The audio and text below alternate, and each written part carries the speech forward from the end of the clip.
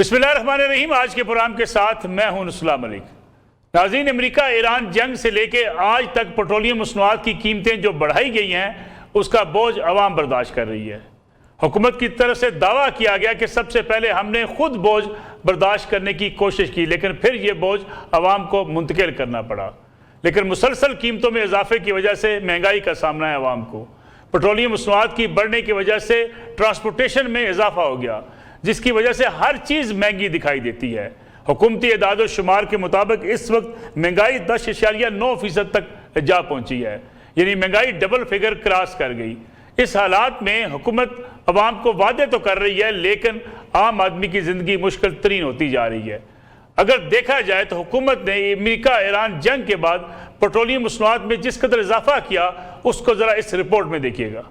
जंग से पहले पाकिस्तान में पेट्रोल की कीमत 258 रुपए 17 पैसे फी लीटर थी। पहले मरहले में 1 मार्च 2026 को मामूली इजाफा हुआ और कीमत बढ़कर 266 रुपए 17 पैसे फी लीटर तक पहुंच गई। इसके बाद 6 मार्च 2026 को बड़ा इजाफा रिकॉर्ड किया गया, जिसके तहत पेट्रोल की कीमत में 55 रुपए फी लीटर इजाफा हुआ और नई कीमत 321 रुपए 17 पैसे फी लीटर मुकर्रर हुई। 3 अप्रैल 2026 को सूरत हाल मजीद बिगड़ गई, जब पेट्रोल की कीमत में रिकॉर्ड 137 रुपए 24 पैसे इजाफा किया गया, जिसके बाद कीमत तारीख की बुलंद तरीन सतह 458 रुपए 41 पैसे फी लीटर तक जा पहुंची। तहम इस दौरान बाद 10 अप्रैल को कीमतों में कमी भी देखने में आई। इसके बाद वज़ीर आज़म शहबाज शरीफ ने कौम से खिताब किया और पेट्रोल की कीमत में 80 रुपए फी लीटर कमी और फिर 10 अप्रैल को मज़ीद 12 रुपए फी लीटर कमी की गई, जिसके बाद कीमत कम होकर तकरीबन 366 रुपए 41 पैसे फी लीटर रह गई। बाद 25 अप्रैल 2026 को दोबारा इजाफा किया गया और पेट्रोल की कीमत में 26 रुपए 77 पैसे इजाफे के बाद नई कीमत 393 रुपए 35 पैसे फी लीटर मुकर्रर हुई। इसके बाद 30 अप्रैल 2026 को एक और इजाफा सामने आया, जिसमें पेट्रोल की कीमत में 6 रुपए 51 पैसे इजाफा किया गया और नई कीमत बढ़कर 399 रुपए 58 पैसे फी लीटर तक जा पहुंची। मजमूई तौर पर इब्तदाई कीमत 258 रुपए 17 पैसे से लेकर हालिया कीमत 399 रुपए 58 पैसे तक पेट्रोल की कीमत में मजमूई तौर पर 141 रुपए 76 पैसे इजाफा रिकॉर्ड किया गया है। इस मजमूई इजाफे के हिसाब से पेट्रोल की कीमत में तकरीबन 54.9% इजाफा हुआ। इतराज ये किया जाता है कि अगर भारत और बांग्लादेश में अवाम के ऊपर बोझ नहीं डाला गया तो पाकिस्तान में ये बोझ क्यों डाला जा रहा है। फिर हुकूमत पर यह भी तनकीद होती है कि हुकूमत अपने अखराजात कम करने के दावे तो कर चुकी है, लेकिन अभी भी सड़कों पर आपको लंबी लंबी कतारें नजर आती हैं जो वज़रा के प्रोटोकॉल है, सरकारी अफसरान के प्रोटोकॉल हैं, लेकिन आम आदमी ये मुश्किलात बर्दाश्त कर रहा है। इसके साथ अगर इस बात का भी जायजा लिया जाए कि इस वक्त गवर्नेंस का जो मॉडल है, क्या उस पर अमल दरामद करके हुकूमत अपने अखराजात कम कर पाई है, यह भी एक सवालिया निशान है। IMF के पास हमें दोबारा जाना है और 8 मई को एग्जीक्यूटिव बोर्ड के इजलास में पाकिस्तान को मजीद किस्त देने का फैसला भी होना है। इन हालात में चेयरमैन नैब IMF के खिलाफ बातें कर रहे हैं। आखिर इन बातों की ज़रूरत क्यों महसूस की जा रही है। दूसरी तरह अगर देखा जाए तो इस वक्त जो बढ़ती हुई कीमतें हैं वो आम आदमी के लिए दिन ब दिन मुश्किलात का बायस बनती चली जा रही हैं। एक सवाल यह भी उठता है कि हुकूमत टैक्स कलेक्शन में सही अपने अहदाफ पूरे नहीं कर पाती तो अवाम के ऊपर बोझ डाला जाता है। पेट्रोलियम मसनूआत में जितना लेवी टैक्स बढ़ाया गया उसकी भी मिसाल माजी में कम ही मिलती है। गोया हुकूमत टैक्सों को लाद कर आम आदमी के ऊपर डालकर अपने खसारे और अपने खर्चात पूरे करना चाहती है।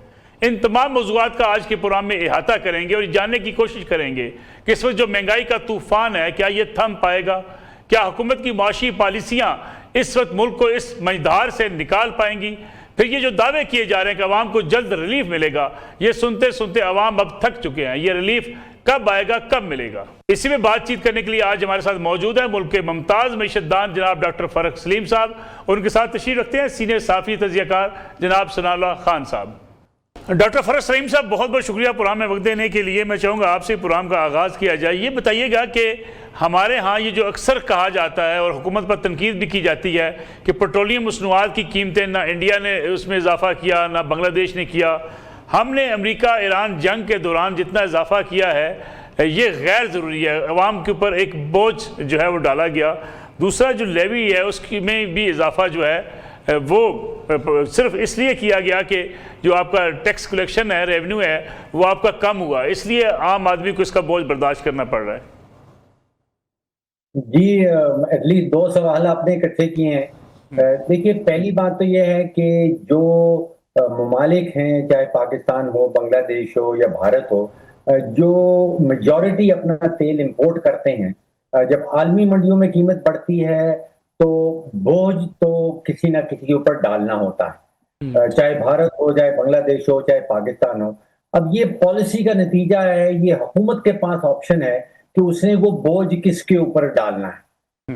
भारत में हमने देखा कि जब आलमी मंडी में कीमत जो है वो कोई 60-65 डॉलर की बैरल चल रही थी, फिर वो कोई 115-120 पे चली गई, तो भारत में पॉलिसी के लेवल पे जो पॉलिसी साध इदारे हैं, जो पॉलिसी साध शख्सियात हैं, उन्होंने ये पॉलिसी बनाई कि अवाम के ऊपर इसका बोझ जो है वो मुंतकिल नहीं करना, और उन्होंने ये बोझ जो है ये कॉर्पोरेट बैलेंस शीट, जो रिफाइनरीज है बड़ी बड़ी भारत की, उनकी बैलेंस शीट के ऊपर ट्रांसफर कर दिया।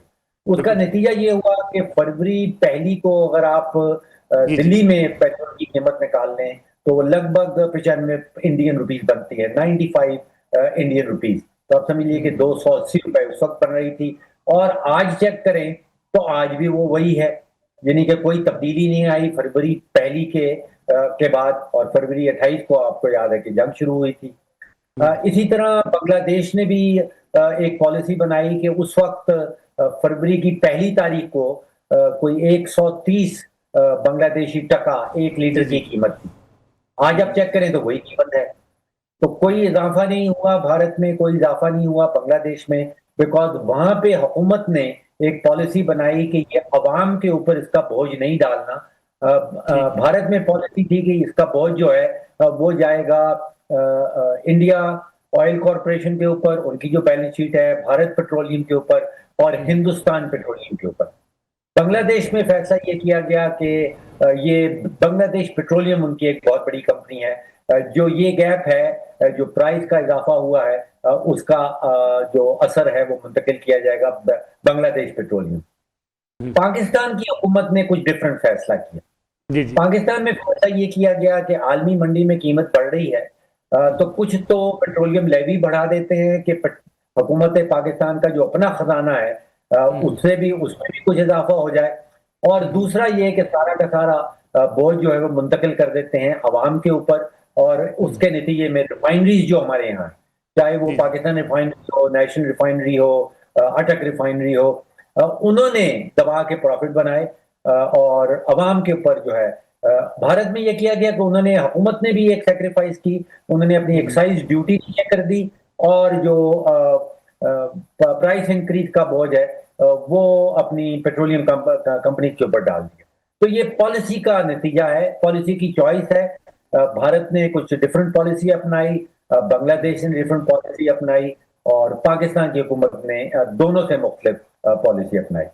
डॉक्टर साहब, मैं अपने वापस आता हूँ। सनाउल्लाह खान साहब, हमारे यहाँ कहा गया जी कि हुकूमत कुफायत शुआरी जो है वो उसके ऊपर अमल दरामद करेगी, लेकिन अवाम की जो तनकीद है या आम आदमी जो समझता है कि हुकूमत की कुफायत शुआरी नज़र नहीं आती, लेकिन इसके साथ साथ बड़े बड़े मनसूबे अनाउंस किए जा रहे हैं। आज भी वज़ीर आज़म साहब ने कल जो हाउसिंग फाइनेंस में अनाउंसमेंट की, एक बड़ा मनसूबा है। दूसरी तरफ आम आदमी से तवक्को रखी जाती है कि जनाब वो 8 बजे दुकान भी बंद कर दे, उसका कारोबार भी वो अपना क्लोज करे, ताकि पेट्रोलियम मसनूआत को बचाया जा सके, क्योंकि मुल्क के ऊपर बोझ जो है इसको कम किया जा सके।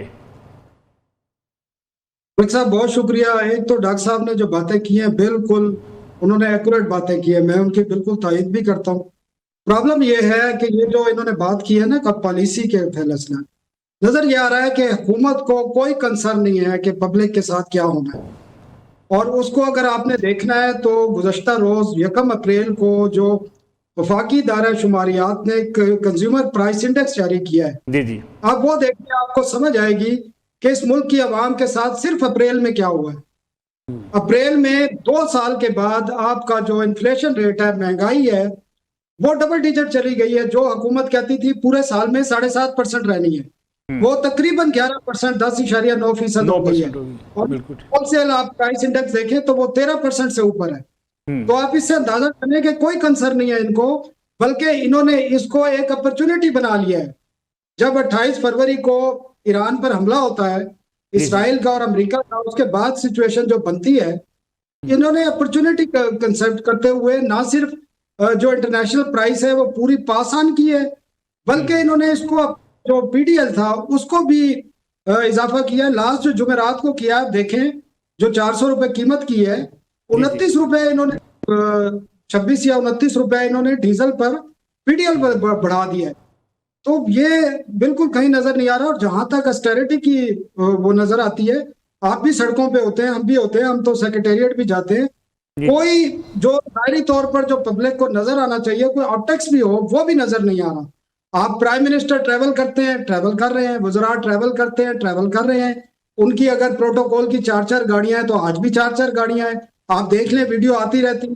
अगर चेयरमैन सेनेट मुल्तान जा रहे हैं तो 40 गाड़ियों का काफिला है उनका। भाई, आप पब्लिक को मैसेज क्या देना चाह रहे हैं? आप ये मैसेज देना चाह रहे हैं आप भाड़ में जाएं, हम इसी तरह गवर्नेंस चलाएंगे, इसी तरह निजाम हुकूमत चलाएंगे।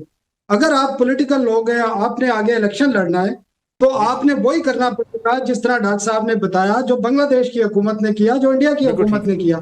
आप सबको पता है कि यह आरजी एक बुरान है। इस आरजी बुरान में भी आप अपने रेवेन्यू पर, आमदन पे जा रहे हैं, क्योंकि आपने अपने एक्सपेंडिचर कम नहीं करने। आप एक्सपेंडिचर कम करेंगे तो आपको बोझ डालने की जरूरत नहीं है। और मैं थोड़ा सा सीपीआई का बता दूं, आप देखें 45% जो है 28 फरवरी के बाद पेट्रोल महंगा हुआ है, और 80-85% डीजल की कीमत बढ़ी है। इंटरनेशनल मार्केट में नहीं, डोमेस्टिक मार्केट की बात कर रहा हूँ। एक साल में आपकी गैस की कीमतों में 60% इजाफा हुआ है, यह सरकारी फिगर आज की, और 33% बिजली की कीमतों में इजाफा हुआ है। तो इससे अंदाजा कर लें कि अभी कोई, और ये दावे कर रहे थे कि हमने जी बिजली की कीमत कम कर दी है, तो आज तो पीबीएस ने जो रिपोर्ट जारी की है उसने सारी गली खोल दी है कि आपने कुछ भी नहीं किया। बिल्कुल ठीक है। महंगाई के तूफान के हवाले से बातचीत के साथ जारी है, लेकिन हमें एक ब्रेक लेनी है, वापस आते हैं इस कमर्शियल ब्रेक के बाद।